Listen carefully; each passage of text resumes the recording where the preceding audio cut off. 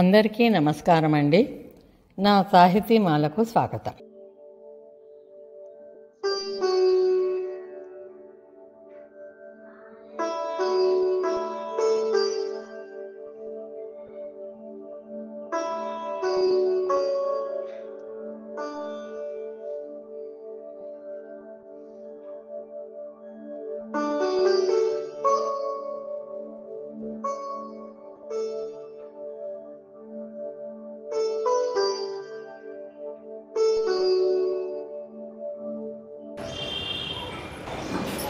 ఈరోజు మనము న్యూ నల్లకుంటలో ఉన్న సీతారామస్వామి దేవాలయాన్ని దర్శించుకుందాము. ఆ దేవాలయానికి ఎలా రావాలి అంటే, నల్లకుంటలో ఉన్న శంకర మఠంకి ముందుగా ఉన్న ఒక లేన్లో నుంచి లోపలికి వచ్చి రైల్వే కట్ట కింద నుంచి స్ట్రెయిట్గా వచ్చేసి మూడో సందులో రైట్ కుడివైపున మూడో సందులోకి తిరిగితే చివరి వైపుగా ఉంది. రండి దర్శించుకుందాము సీతారామచంద్ర స్వామిని.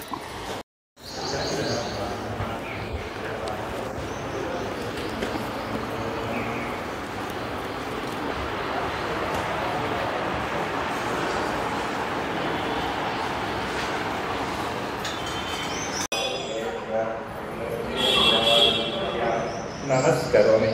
నమః పార్వతీపదే హర హర మహాదేవ హర. జానకీకాంతస్మరణం జయ జయ రామ రామ. గోపికా జీవనస్మరణం గోవిందా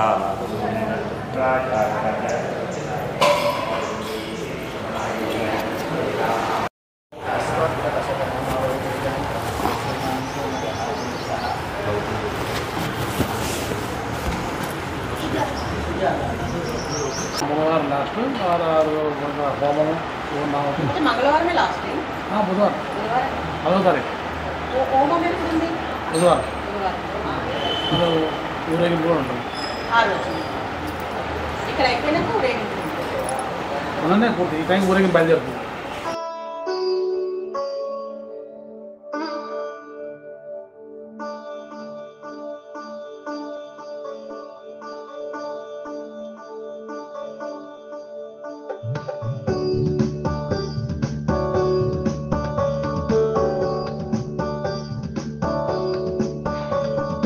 భద్రాచలంలో చేస్తున్నాం. అంటే ఇప్పుడు రామకోటి రాసేవాళ్ళు వాళ్ళ పుస్తకాలు భద్రాచలం దాకా వెళ్లకుండా ఇక్కడ చేసి ఇక్కడ తీసుకొచ్చి పాటు వేసాం, నిండిపోయింది అది. అందుకని ఇది రామస్తు దానికి ప్రదక్షిణం చేసుకుంటే కోటి నామాలు రాసినంత పుణ్యం అది.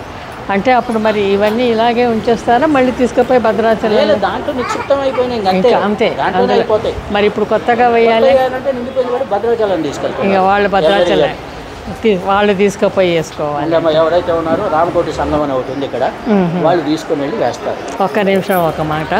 రామకోటి రాయటం వల్ల ఏంటండి ఫలితం? ఎందుకు రాయిస్తారు రామకోటి? రామకోటి సర్వకార్యసిద్ధికి రాముడు అనేవాడు మానవ రూపం ఉండాల్సినటువంటి మహానుభావుడు, దైవస్వరూపుడు కనుక రామకోటి రాయటం వల్ల సకల పాపహరణం, సంపూర్ణ ఆయురారోగ్యాలు, ప్రత్యేకంగా మనశ్శాంతి కలగటం రామనామం యొక్క విధి. రామ అనే శబ్దంలోనే ఉంది. ఆ రామ అనే శబ్దాన్ని లిఖితపూర్వకంగా శ్రీరామాని రాయటంలో మనసుకు కలిగేటువంటి ఒక అద్భుతమైనటువంటి దాన్ని ఏమంటాం, ఒక అద్భుత భావోద్వేగం, అనుభూతిని పొందుతాము. అందువల్ల చాలామంది రామకోటి శ్రీరామ రాయటానికి ఇష్టపడుతుంటారు. అంటే వాడుకలో నేను విన్నది ఏంటంటే రామకోటి పూర్తి చేస్తే కోటీశ్వరులు అయిపోతారని, కానీ అలా అని రకరకాలుగా ఇప్పుడు కోటి కోసం అని చెప్పి నేను ఆశపడి రాస్తే నా కోటి రాకపోతే నేను రాయటం మానేస్తానా?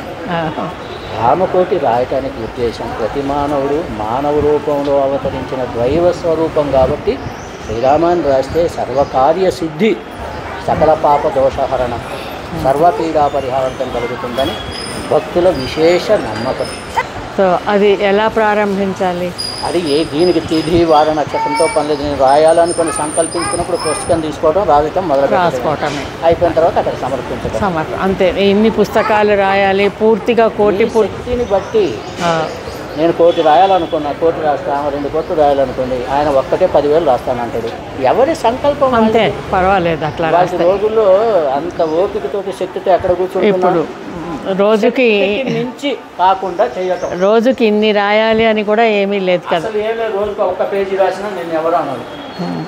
సో అయితే మనం ఎవరైనా రాసుకోవచ్చు. ఎవరైనా దానికేమీ ఒక పూజ కార్యక్రమము అంటూ ఏమీ లేదు.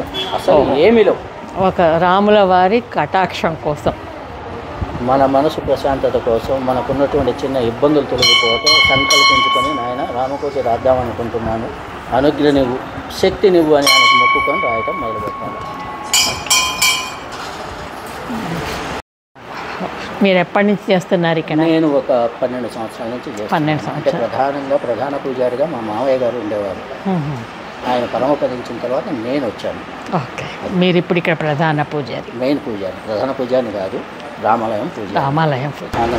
గణపతి బ్రహ్మవామహే కవిం కవీనామోస్త్రవస్త్రవం జ్యేష్ఠరాజం బ్రహ్మణస్పద ఆనస్పన్నోదభిషేక సాధనం శ్రీ మహాగణాధిపతయే నమః.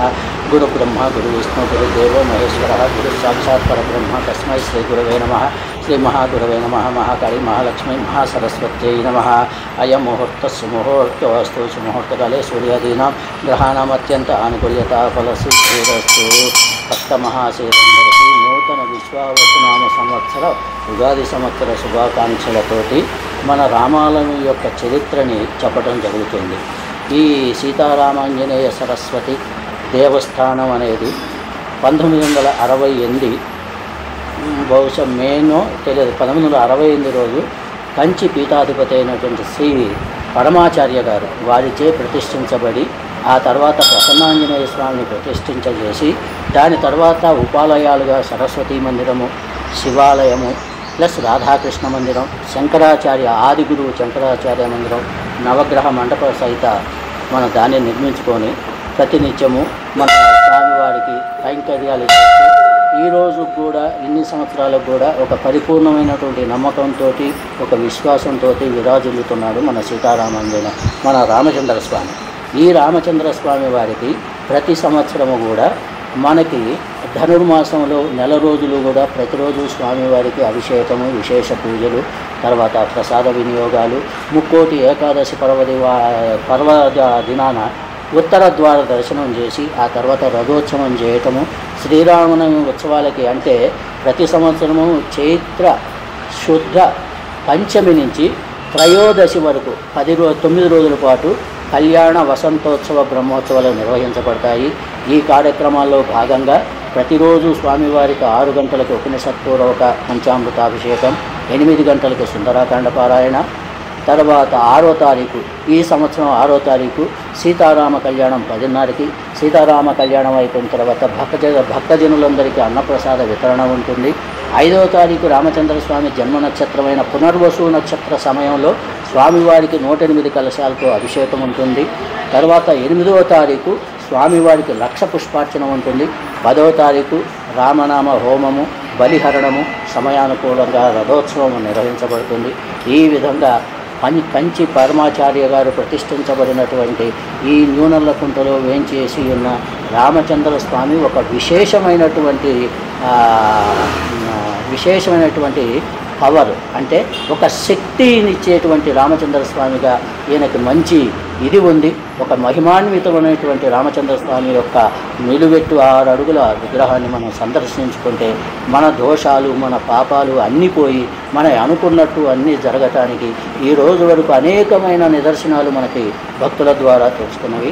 ఆ విధంగా 1968లో నిర్మితమైన శ్రీ సీతారామాంజనేయ స్వామి దేవాలయం అంచెలంచెలుగా ఎదుగుతూ ఈరోజు కూడా అన్ని కార్యక్రమాలు, నిత్య కైంకర్యాలు జరుపుకుంటూ ఆయన విరాజిల్లుతూ ఉన్నాడని మీకు సుముఖంగా నేను చెప్పగలుగుతున్నాను.